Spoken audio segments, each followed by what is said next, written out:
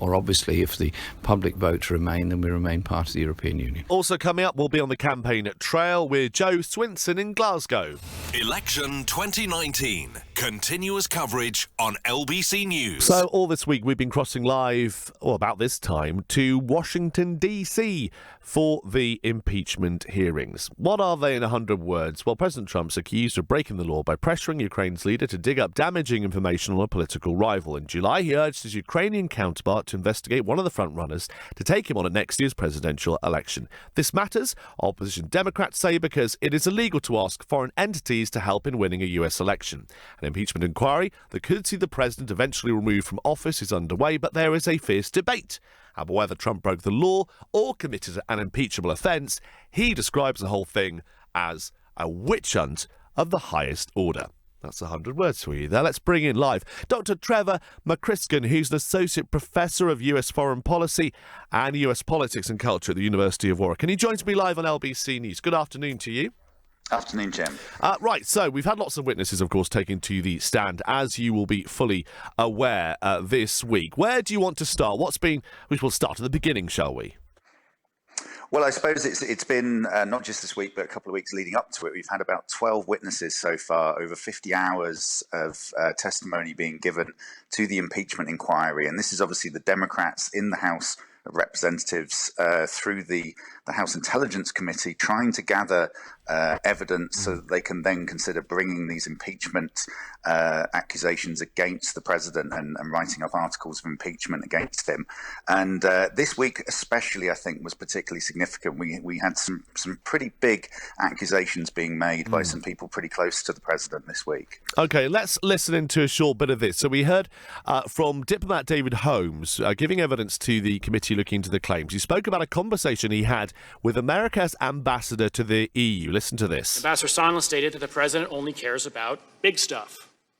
I noted there was big stuff going on in Ukraine, like a war with Russia.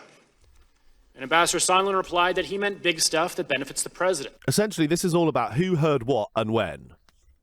Exactly. And what David Holmes was also present for, he was sat around a table in a restaurant in Ukraine when Gordon Sondland was visiting there, actually the day after this conversation, the controversial conversation where Trump put the pressure on Zelensky to try to investigate the Bidens. And one of the things that Holmes said, he overheard this conversation that made clear that the president was putting the pressure himself, that this was something, it was kind of a direct order almost coming from the president to his staff to try to put this pressure on Zelensky and other Ukrainian officials so that they would try to benefit his campaign against, if it ends up being Joe Biden who's running for president against him next year for the Democrats.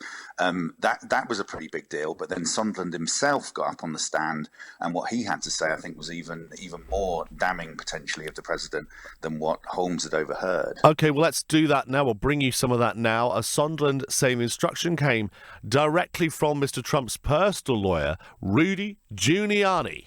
We worked with Mr. Giuliani because the president directed us to do so. Everyone was in the loop. So actually, a lot of focus on the former New York City mayor. There is. He's a personal lawyer of Donald Trump. He's not officially a member of the administration, but he does do various activities that seem to be trying to benefit Donald Trump as president of the United States. And Rudy Giuliani has got a lot of connections in Ukraine, is doing a lot of work there. But it's actually more significant what Gordon Sondland there, who is the US ambassador to the EU, what he was saying when he said everybody knew in the White House.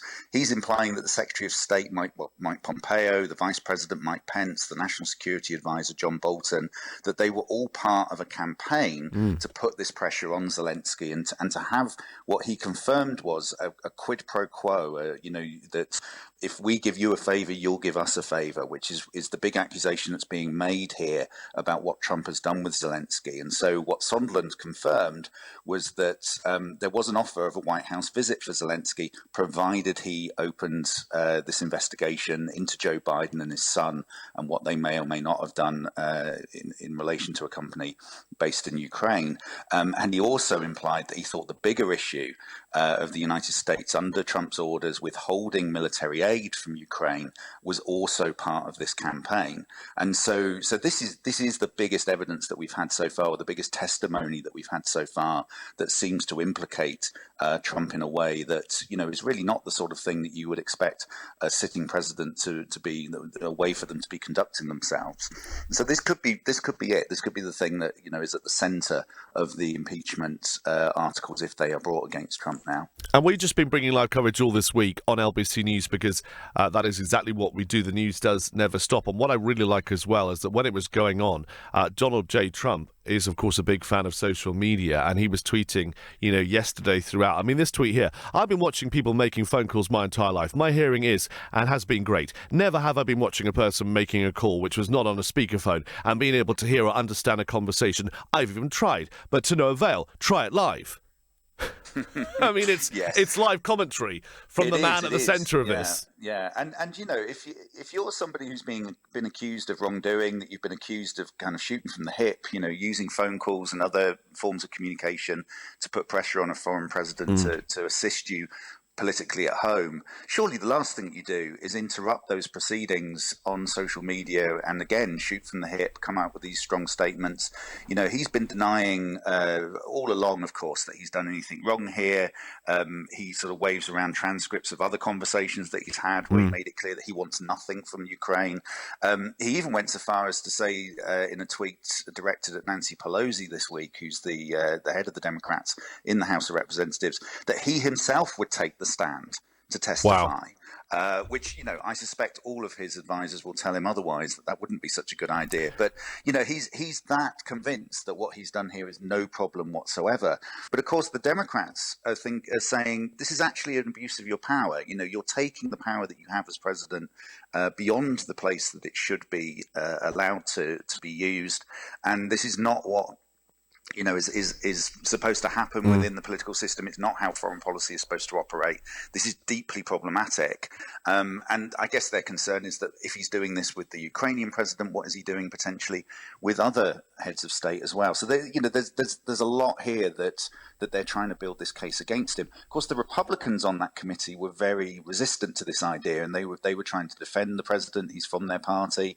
Their sort of role in the political sort of processes means that they're interested in trying to defend their president. So it's going to take an awful lot for this to come to an actual removal of the president from office. And there are lots and lots of steps to go through yet, but it's nonetheless damaging potentially. And of course, there's the big election is coming next year, his re-election possibly to be president for a second term. Part of what the Democrats are trying to do here is undercut his credibility and suggest to voters that they might want to think twice about voting for Donald Trump for a second time if they voted for him the first time around, because actually he can't be trusted to conduct foreign policy in the correct way. Thank you so much for coming on the programme live. Fascinating update and from this great analysis of what's been a very, very interesting week indeed. We'll return to any further coverage in due course. But for now, Dr. Trevor McCrisken, Associate Professor of US Foreign Policy, US Politics and Culture at the University of Warwick. Thank you for joining me live on LBC News. Election 2019. Continuous coverage on LBC News. Dear noble shopkeeper, is 25 the magic number? That's right. For one night only, the Lotto